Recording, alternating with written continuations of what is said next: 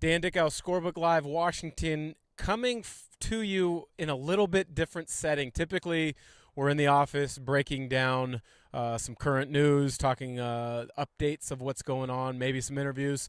We were able to do the 2A, 1A, and the 3A and 4A updates from the state tournament in our office. Well, as everyone knows, we've been quarantined. So outside, making sure I keep social distance from our phenomenal videographer, Gray Reed, today.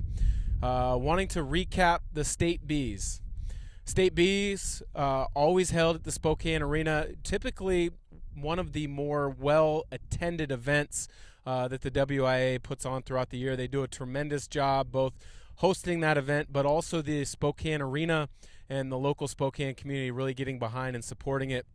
The other reason the State Bees are always so interesting and exciting to be a part of, whether you're following the games and the action as a fan, covering the games like many people on our staff do, or being involved, is because the communities really get behind their programs and they come out and they support in full force. And that's something that we definitely saw this year, and it was a fun event to follow. So talking about the State B tournament really quickly, State 1B on the boys' side, it was a interesting year for Odessa, typically known as a phenomenal football school. Andy Bueller, one of our journalists, wrote a tremendous article on their football program earlier this season, but they had a tremendous year on the hardwood as well, led by all-time leading scorer in the state, Ryan Moffitt.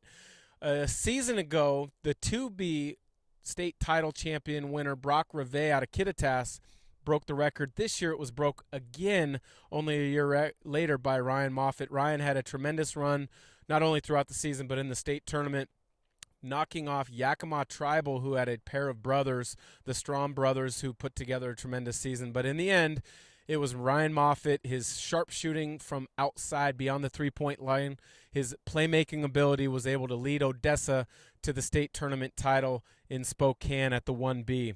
So congrats to Odessa on a job well done. At the 2B level, a couple teams really distanced themselves as kind of the cream of the crop throughout the season. St. George's, the Dragons out of Spokane, was one. The other ones were the Brewster Bears and then Life Christian out of Tacoma. All put together really good years.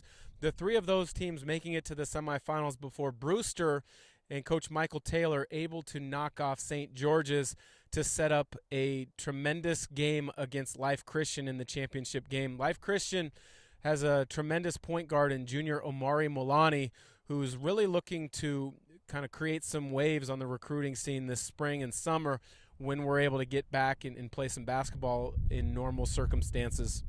But in the title game, the Brewster Bears, led by youngster Cade Gebbers, was able to knock off Life Christian at the 2B level, get the state tournament title, take it back to where there's a great golf course, Gamble Sands, Brewster, Washington. The Brewster Bears, your 2B state tournament champs.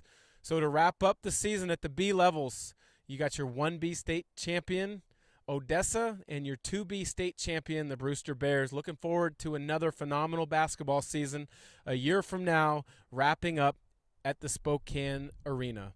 For Scorebook Live Washington, I'm Dan Dickau.